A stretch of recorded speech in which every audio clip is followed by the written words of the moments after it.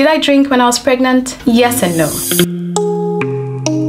Hello and welcome back to my channel. If you're new here, please hit subscribe. This is the channel where we just have an honest conversation, especially about parenting skills, parenting choices, and what we've decided to do in terms of our parenting of our little one. And today I was going to talk about lifestyle changes in pregnancy and how my lifestyle changed and what I did or what I was doing when I was pregnant, what I ate, what I wore, where I went. And I thought it would be good to have a conversation about this because some of the things that I did when I was pregnant I found has been like taken to be interesting or has made for interesting conversation. I just wanted to address why I did what I did and why I thought it was good and how it worked for me.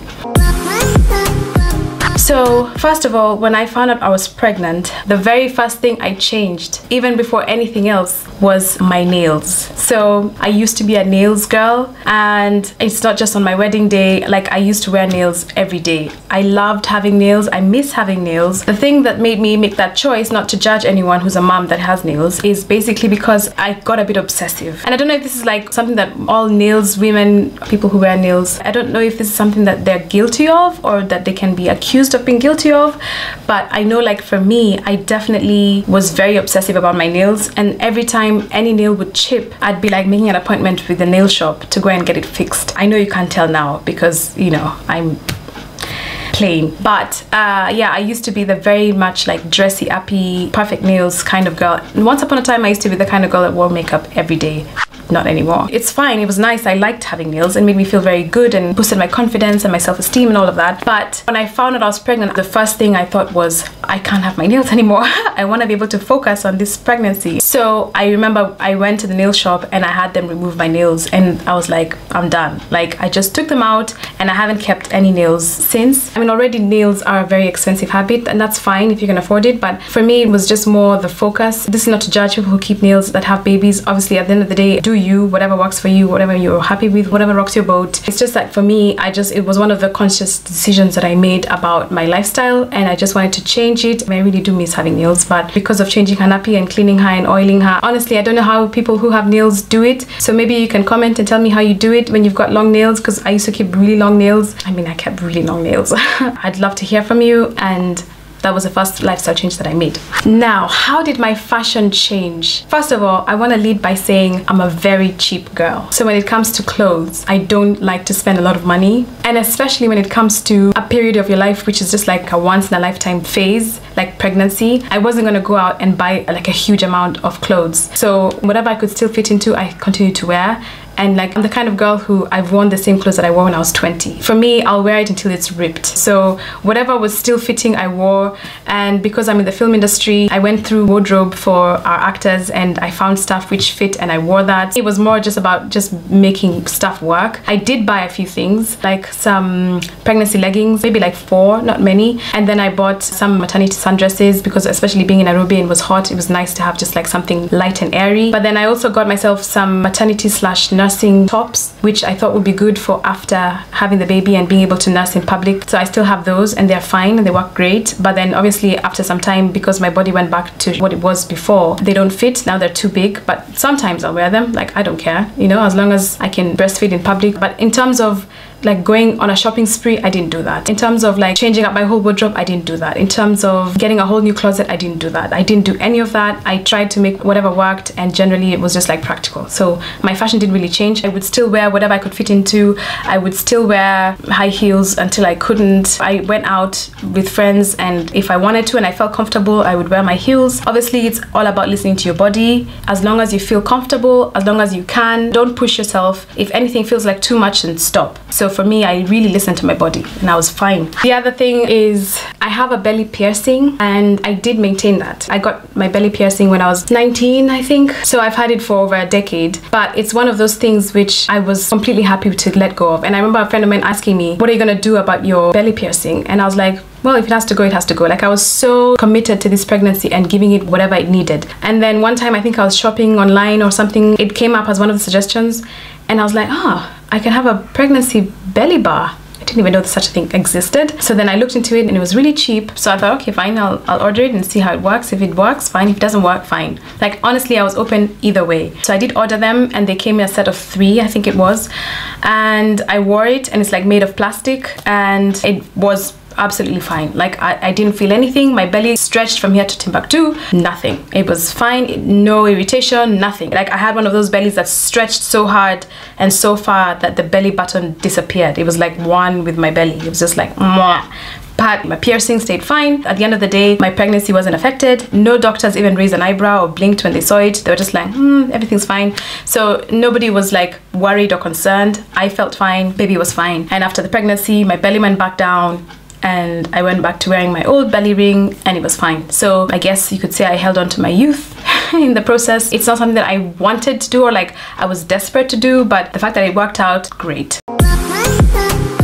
What did I eat when I was pregnant? So for an entire year before I got pregnant, I was vegan. So I've been vegetarian for about 5 years. For those who don't know the difference, like vegetarian means you can have plant-based dishes, but you can also have some animal products like eggs and milk and cheese and that kind of thing, but no meat. Vegan is where you don't have any animal product. So I haven't had meat since 2015. And then for a year before I got pregnant, I just decided, oh, let me try being vegan and see what that's like. And I managed to do it for an entire year and that was fine. Like, you know, obviously I was still getting my nutrients, and if you look into it, like this whole notion of where you're getting your iron from, where you're getting your calcium from, plants, that's where your animals get them from. For those who know, or if you want to know, you can be vegan or vegetarian and still be perfectly healthy and getting everything that you need and all your nutrition, but that's another video, I guess. So I was vegan for a year before I got pregnant, and then I came back to Kenya when I was 3 months pregnant, and I thought, and maybe I'm wrong, but I thought, what if I'm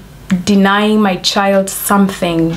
Who knows, you know. I think honestly, if you ask me, I just wanted to eat my dad's eggs again. Like, my dad keeps chicken and the eggs that he gets from this chicken are so good and they're so like kienyeji, you know, like organic and like really yellow yolk, and they taste like nothing you find in the shops. So maybe I'm just looking for an excuse to get back to that.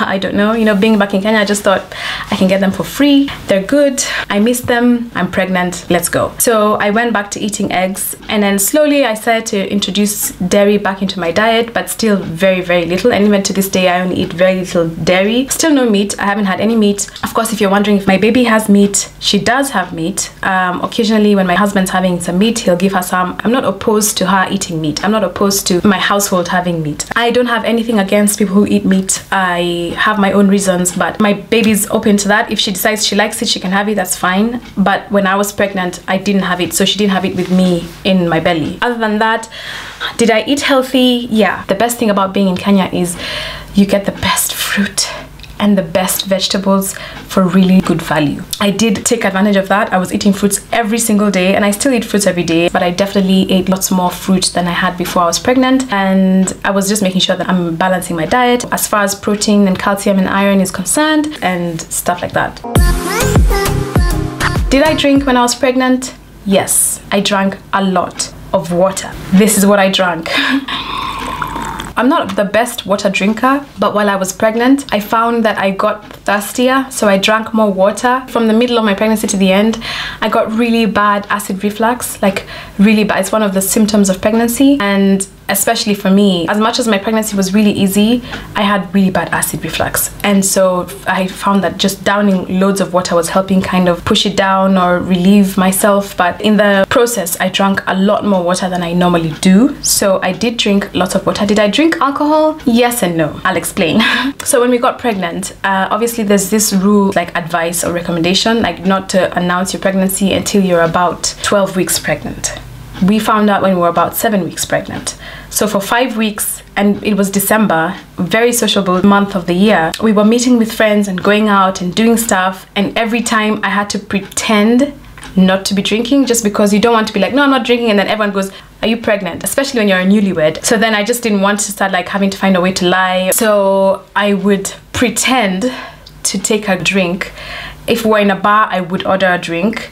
I would sit with it. I would pretend to sip it. Maybe I'd have a teeny bit of a sip. And then when no one was looking, I'd slip it to my husband and he would down it so that it looked like I'm the one who drank. And I guess we got away with it because nobody ever looked like suspicious or thought anything. But in the process, I did have tiny sips. I mean, honestly speaking, I'm not a big drinker anyway. You read about women saying, oh my God, I'm gonna miss drinking. I can't wait to, you know, have a glass of wine again when they get pregnant. That wasn't me. So it wasn't something that I was struggling with, so that even if I had a drink in front of me, I didn't like feel like, oh, I'm so tempted, I want to. No, I didn't have that at all. So it was just a matter of like just holding it, smiling, being social with everyone, having a tiny sip or putting it to my mouth so I looked like I'm drinking, and then as soon as no one was looking, I'd pour it in my husband's glass, or I'd slip it to him, or I'd pour it down the drain. And that's basically what I did. So can that be qualified as drinking? I don't think so. And then after having my baby, I still didn't drink for a few months, and I think I had my first glass of anything maybe when she was 4 months. So no, I didn't drink. Do I think people should drink when they're pregnant? The jury's out on that one. Some people say it's totally fine if you have 1 glass a week. Some people say, oh, my mom drank throughout when she was pregnant with me and I'm fine. Some people say don't touch it. I don't think there's any like clear-cut rule. I mean, at the end of the day, obviously the safest option is to not do it. Why wait to see what happens? You're better off just not doing it. So if you can, obviously stay away from it, but I'm not going to be the one to tell you what to do. I'm not going to be the authority on what's right or what's wrong. I'm just saying I didn't drink.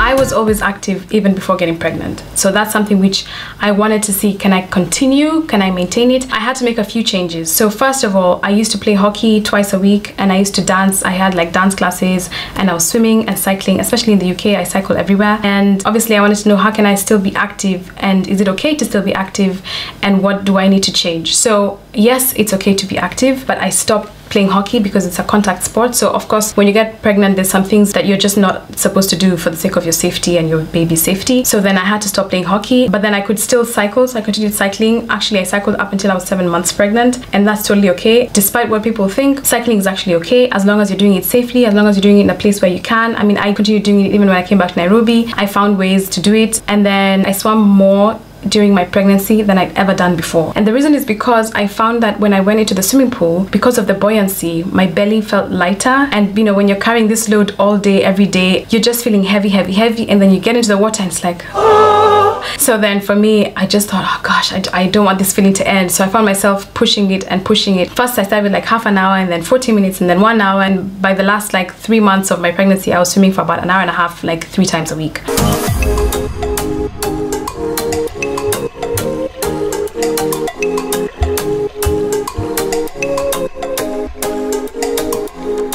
So that was really good for me, and I really enjoyed it. And I was also doing Zumba twice a week, and even with that, every time I went for my doctor's appointments, they were like, whatever you're doing, keep doing. So I kept going.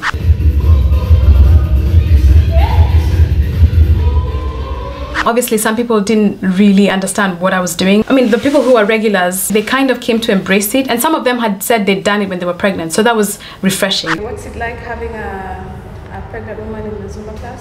Very inspiring. Very inspiring to see her do all those moves. Like, she's moving better than us. imagine, like Jumping she would around. go lower than some of us. Can you imagine? Exactly.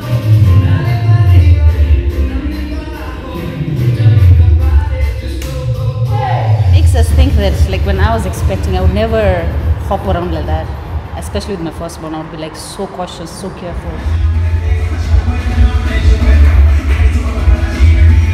It's very good. It's inspiring to see that it can be done. But there was a few people who, especially, you know, women of a particular age, would come to me and just be like, you shouldn't be doing this. Are you insane? What are you thinking? You're going to harm yourself. You're going to harm your baby. I had someone saying like she never exercised when she was pregnant. Pregnancy is the chance to sit and just get fed and fat and just wait for your baby to come out and relax and stay horizontal and all of that. It's all a myth that you can't move do this, we when can't you're do pregnant. that. The baby will fall out. Yeah. It's all a lie. For me, I would just say, if you feel like you want to exercise, just check with your health provider, check with your doctor, check with your midwife. And if they okay it, if you have an easy pregnancy, if you have a low risk pregnancy like I did, then there's no reason why not to. And especially if it makes you feel better. For me, it made me feel really good.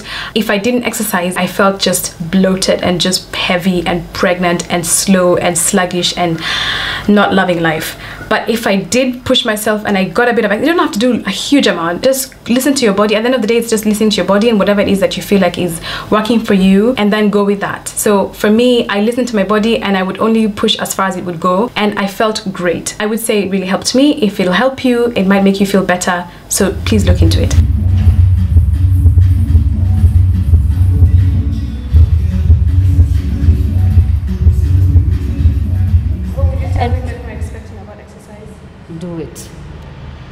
exercises, try it. Even if it's not a Zumba class, maybe just I don't know, like a starting class. Maybe just you could come to the class, you could do like a song, then miss one, sit through another one, and then do another one, something of that sort. Even 20 minutes is good. Yeah. As long as you do it. So long as you start somewhere.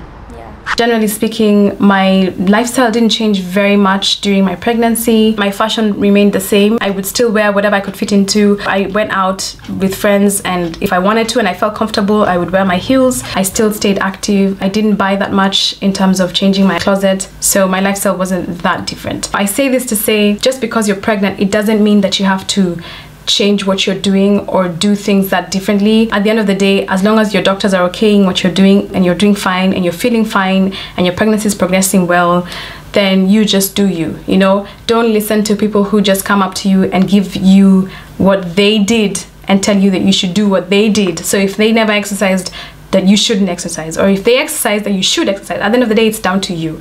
We are all individual. Our pregnancies are all very different. All of us have different journeys. We're going to react to our pregnancies differently. We're going to have different symptoms. There's no such thing as, oh, when you're pregnant, this is what's going to happen. That's not true. Everyone reacts differently. Everyone carries their pregnancy differently. Like for me, my pregnancy was really big. Some people were really surprised. By the time I was 3 months, they were like, you look like you're 7 months. Look, you know, we're all different. We have different body shapes.